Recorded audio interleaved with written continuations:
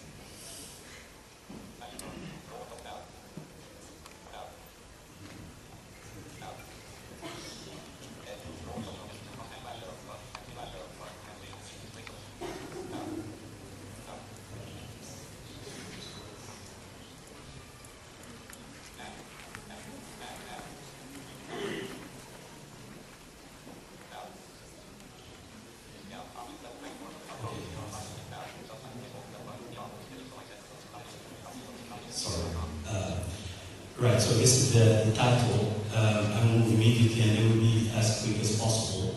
Something else that actually you will see here in this presentation will be mainly a skeleton of my work. Otherwise, we need to go on half an hour or so.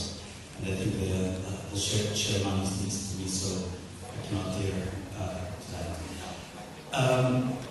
So with a small introduction, in this work, centrally, I tried to see the role that cultural distance, the notion of cultural distance plays in the translation process, and maybe in cross-cultural literary communication.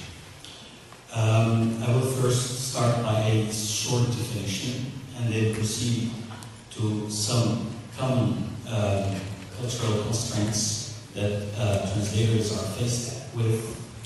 And then I will look at some types of cultural constraints, namely temporal, linguistic, as well as spatial.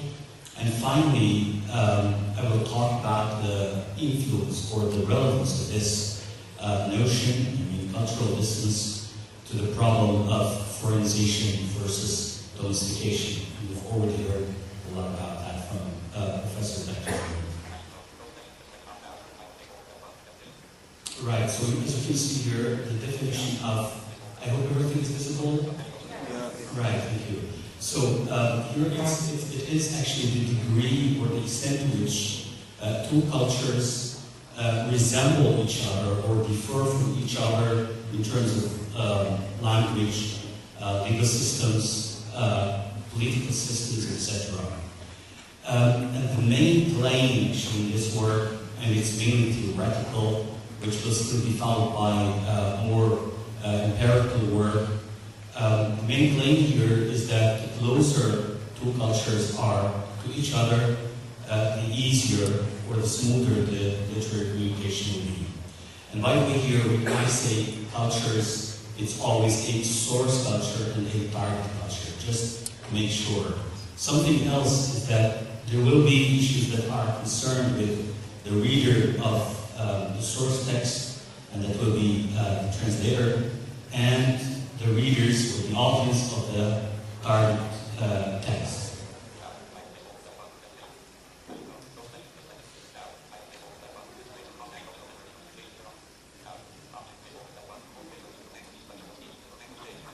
So you can see here some of the problems that I tackled in this work. And as I said, for each of these problems, any of your work can serve as examples. So some of these are figurative use of language, language change, conceptual problems, structures of speech, and so on. So if I happen to miss something, because I don't hear my screen reader very well, I don't want to raise the volume too much to disturb you. In case I miss something, please just take it as a note and you can ask a question out of the time. So now we'll treat each of these elements one by one. So we have here a figurative use of language, and as you know, mainly authors in novels and poems as typical examples, at least from my point of view, of literary pieces. The use of figurative language is prominent compared to other types of texts. We really evaluate the quality of a work on the basis of the beauty of language. And it's a desired phenomenon. It's for aesthetic, maybe sometimes it's for aesthetic purposes, and sometimes for clarity. I must say here that what I mean here by figurative language is the intended, actually, intervention of the author to change meanings and to embellish the text. Otherwise, I must say that metaphors form part of our thinking. And I think you all know about the wonderful work of Lakoff, Metaphors to Live By, and he clearly demonstrates that metaphors are deeply rooted into our thinking. And a child of 4 years uses metaphors. Maybe some of you may be struck by this, but it's a reality. Next problem is the constraint here. So it concerns the structures of speech. So the examples here are alliteration, sonnets, onomatopoeia, and antithesis. And in any work, actually, you can find these literary devices. And they constitute a very, let's say, complex thing to deal with for translation. And we saw the example of yesterday, our researcher Singer, how difficult it is actually to keep all those melodies and to also go hand in hand with the content. It's a really challenging phenomenon. Next.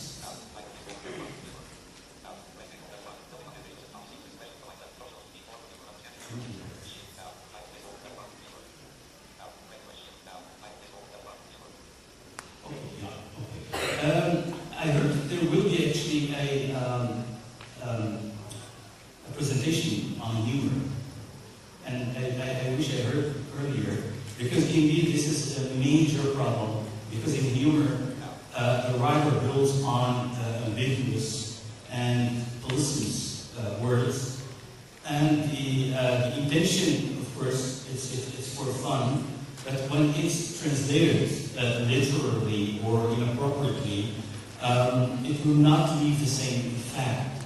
So the humor has to be understood within its cultural environment, and then to see how the target audience, how the target culture deals with humor in order to produce the same effect.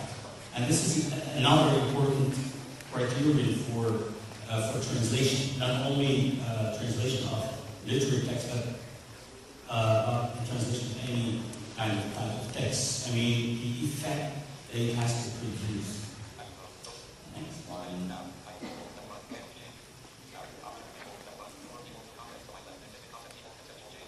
Okay. Right. So this is a difficult one. Actually, this issue of language change is a diachronic issue. I mean, I'm talking really here about the comparison of current literature, for example, with old literature. Now we use words whose meanings have evolved over centuries, especially in Arabic, and there's still kind of continuum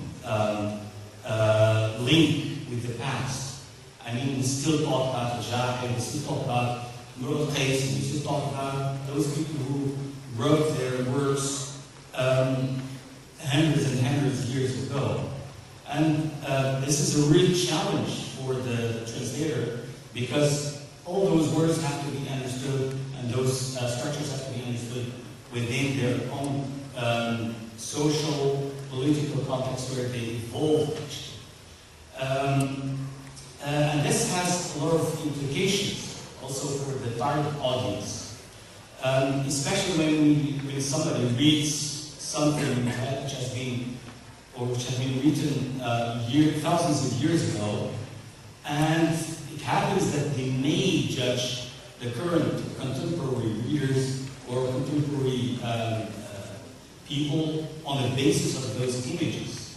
And this is a real challenge. Of course, not everybody looks at the year of publication and so on, especially as we've seen, we've heard with the professor, that some people look for scandals and strange things here and there. Okay. So I think I will leave this out to quickly talk about types of cultural listeners. There are three major types of cultural listeners. There is the temporal and linguistic, as well as the spatial. What I mean by temporal issue here, it has to do with the diachronic method I just mentioned here. A word that has been written thousands of years ago, and it has to be understood now. So there is a distance of time. And this is a real complexity for both, as I said, the audience of the source text, as well as the audience of the target text. The spatial issue has to do with subcultures and language variation. For example, if a piece of work is written today, and this is a synchronic issue, is written today in Egypt, for example, even if it's written today, but there is a geographical problem. It's written within a specific environment, and it has to be understood within that environment. Then the next issue is the linguistic proximity. There are some languages that are closer to each other than other languages. And we suggest that the closer two languages are to each other, the easier communication will be between them. For example, we cannot compare a piece of work that has been translated from Arabic into Russian, for example, with one that has been translated between Spanish and Portuguese. There is some kind of distance that has to be taken into account when we look at the translation process. Then let me apply this to the issue of foreignization versus domestication very quickly. I claim here that the closer source and target cultures are to each other, not only the easier, but the less foreign the target text will be. And the reason is that both cultures share a lot of conceptual realities. And here I use finally the issue of onomasiology and semasiology. When two cultures are close to each other, the problem is mainly onomasiological, because the translator has to search mainly for target linguistic equivalents, because two cultures already share a lot of conceptual realities. I cannot claim that all cultures share everything, otherwise we don't need translation. But the amount of things they share is a lot more than those faraway cultures. But with faraway cultures, we need to resort to the semasiological mechanism, because there is also the problem of conceptual problems, in the sense that two cultures differ from each other, even if one or two concepts may be similar from this culture to that culture, but there will be huge differences in terms of asymmetries, in terms of system gaps, and so on. Maybe I will just go down with the slides just to see And then if you have questions, you can ask them about any of those slides. So I'll just go down very quickly. Okay, so conclusion. This discussion or this article has been more theoretical, and I propose that for future research that these ideas will be qualitatively researched in order to double check their validity. Thank you very much.